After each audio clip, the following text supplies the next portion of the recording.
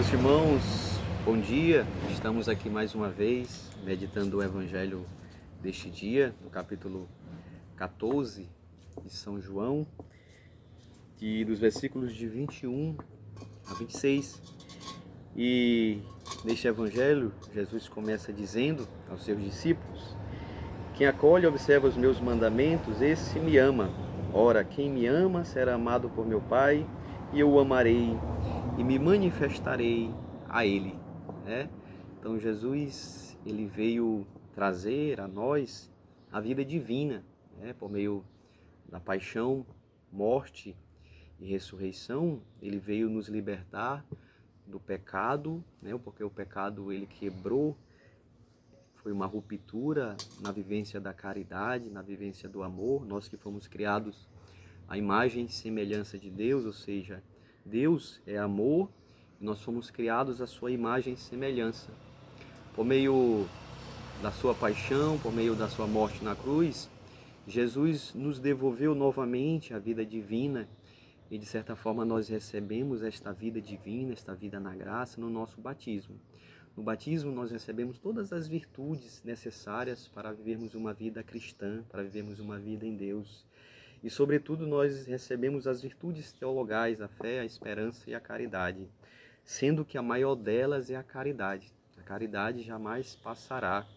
A caridade é o próprio Deus, E por isso, para que nós tenhamos uma vida de fé, para que nós tenhamos uma vida em Deus, nós precisamos alimentar em nós a vida da caridade, E nós alimentamos essa vida da caridade todas as vezes que nós, de certa forma, vivemos na graça de Deus, A nossa vida, ela deve ser uma luta constante contra aquilo que nos separa de Deus, aquilo que mata a vida da caridade dentro de nós, a vida que Jesus veio conquistar para nós. E uma coisa que mata a vida da alma, podemos dizer assim, que talvez muitos de nós desconhecemos, porque nós só conhecemos aquilo muitas vezes que é sensível, Nós conhecemos aquilo que afeta o nosso corpo e hoje nós estamos, de certa forma, preservando a nossa vida mortal, a nossa vida humana, por causa de um vírus invisível, um vírus que contagia sem a gente ver, Mas eu queria chamar a atenção para nós que existe um outro vírus que nós também não vemos, Que nós muitas vezes vamos nos contaminando, muitas vezes nós vamos vivendo uma vida no pecado, nós vamos nos deixando levar pelo pecado, e vamos vivendo uma vida fora de Deus, uma vida fora da graça. Então o pecado mortal, sobretudo aquele pecado que vai contra os mandamentos da lei, eles ferem a nossa vida na graça, Eles matam a caridade em nós. Então é muito grave, É muito grave porque muitas vezes nós estamos mortos espiritualmente porque nós não alimentamos a vida na graça, ou então nós vamos vivendo uma vida como se o pecado ele não existisse, Mas para lutarmos contra o pecado é muito importante a gente entender uma coisa, Aquilo que nos preserva do pecado é a caridade. Por isso nós devemos alimentar a caridade dentro de nós, E essa virtude ela é alimentada todas as vezes que nós vivemos uma vida de oração, toda vez que nós vivemos uma vida baseada na palavra de Deus, Uma vida de adoração também, Todas as vezes que nós nos confessamos, toda vez que nós participamos da missa. Então, a vivência sacramental, unida à vida de oração, vai alimentando em nós essa vida e vai nos preservando das quedas, ou seja, vai nos preservando do pecado.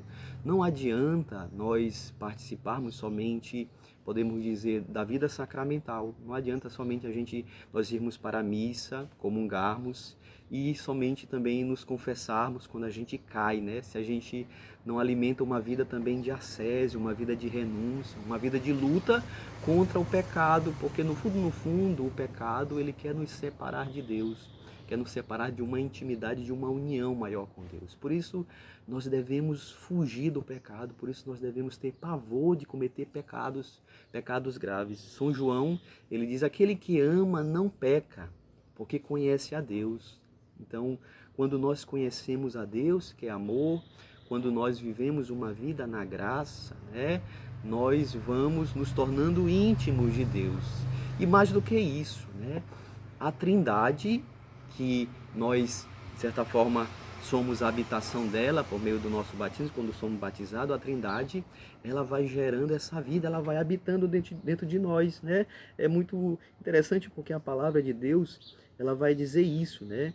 Mas o defensor, o Espírito Santo, que o Pai enviará em meu nome, ele vos ensinará tudo isso, recordará tudo que eu vos tenho dito. Mais atrás também vai dizendo, né, diante da pergunta de Judas, Judas que não é o Iscariotes, pergunta, Senhor, por que tu não te manifestará ao mundo? Tu vai te manifestar a nós. E Jesus vai dizer, se alguém me ama, guardará a minha palavra, meu Pai o amará, e nós viremos a ele e faremos nele a nossa morada, né? Deus quer fazer em nós a sua morada, mas essa morada, ela só pode habitar tão hóspede, tão grande, né, tão maravilhoso como é a Trindade, se nós estivermos preparados, se o nosso coração estiver preparado, né, se a nossa alma, o nosso corpo, ele estiver limpo, ele estiver puro. Por isso, meus irmãos, a gente deve preservar o nosso corpo do pecado. Infelizmente, por falta de consciência de que Deus habita dentro de nós, nós que somos templos do Espírito Santo, nós que somos a habitação de Deus, nós entregamos o nosso corpo ao pecado, nós buscamos muitas vezes tudo aquilo que contamina a nossa morada, que contamina não somente o corpo, mas contamina a nossa alma. E por isso que a graça de Deus ela não age na nossa vida, porque o nosso corpo ele serve ainda ao pecado, ele serve aos prazeres, ele serve à carne, né? Então a nossa luta deve ser para não morrer em nós a vida da caridade, a vida que nos leva a viver as virtudes, né? E Deus ele vai, à medida que nós vamos vivendo a sua palavra, que nós vamos vivendo na sua intimidade, na sua amizade, ele vem habitando em nós. A Eucaristia é um grande sinal disso, né? De que Deus ele quer habitar dentro de nós, né? O teólogo Reginaldo Garrigou-Lagrange ele vai escrever sobre isso, né? Que Deus ele habita na Eucaristia, mas ele habita também dentro de nós por meio do Espírito Santo, por meio da Trindade.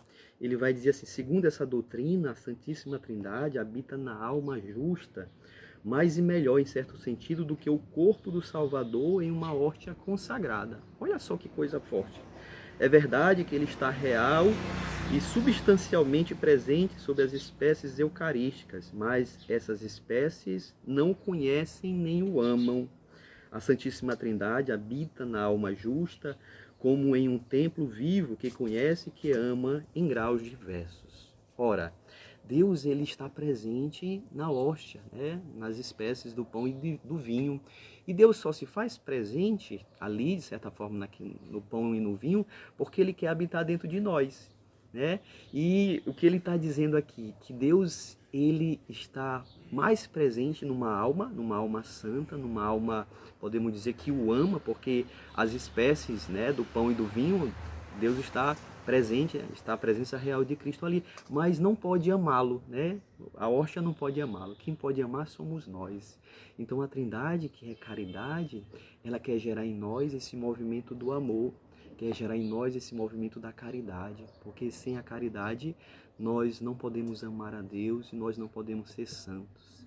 Então, meus irmãos, Deus ele quer gerar a vida em nós, Deus quer gerar a vida divina em nós, e nós vivemos esta graça, nós vivemos esta habitação da Trindade à medida que nós o amamos, à medida que nós renunciamos, né, ao pecado, a tudo aquilo que nos afasta de Deus, e à medida que nós vamos vivendo esta vida em Deus, nós vamos nos tornando também semelhantes a Ele, assim como Ele é, né? E Ele vai se revelando a nós, Ele vai se manifestando a nós. Deus não se revela ao mundo, mas se revela a pessoas que o amam, a pessoas que o buscam de todo o coração a viver uma vida unida a Ele. Que você, meu irmão, também alimente essa vida da caridade, sobretudo por meio da oração. A oração é o lugar onde o Espírito Santo vem semear, vem gerar em nós o amor esponsal, o amor a Deus, o amor ao irmão, né? Sem a vida de caridade, sem a vida de amor, nós nos tornamos até, de certa forma, desconhecidos a nós mesmos. Tá bom? Que Deus te abençoe. Shalom.